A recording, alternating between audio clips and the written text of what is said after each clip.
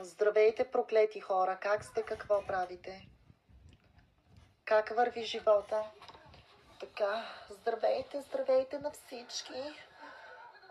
Какво искаш, Ариана Гранде?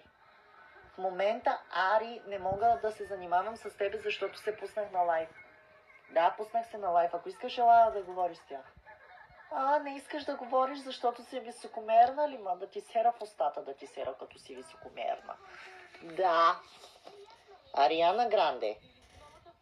Дошла си на гости, ама нервите започваш да ми вдигаш.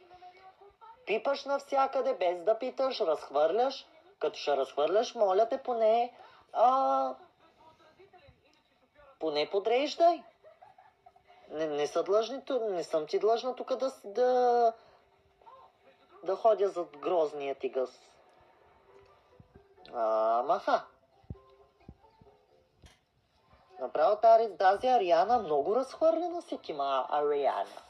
You are so разхвърлена. Аз просто не съм го очаквала от тебе. Много си разхвърлена ти, Бах ти миризливата. И като ходиш до тоалетна, Ариано, поне си пускай водата и пускай парфюм. Или това въздуха пускай. Знаеш колко лошо мириш от грозните ти лайна. Направо ми се повръща от тебе. Наистина ти казвам, Ариано. Гнус сме от тебе. Ама ни ми прави вряка, пучо.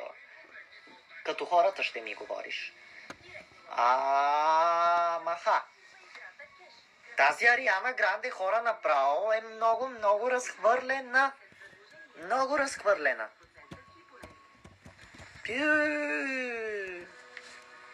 Как сте вие, хора? Какво правите? Как върви живота при вас? Кажете нещо, похвалете се нещо. Да ви еба майката. Как върви живота при вас, питам? Как върви? Как върви живота? Защо не се качвате? 1000 гледания имаме. Искам. Краставица. Краставица. Здравей.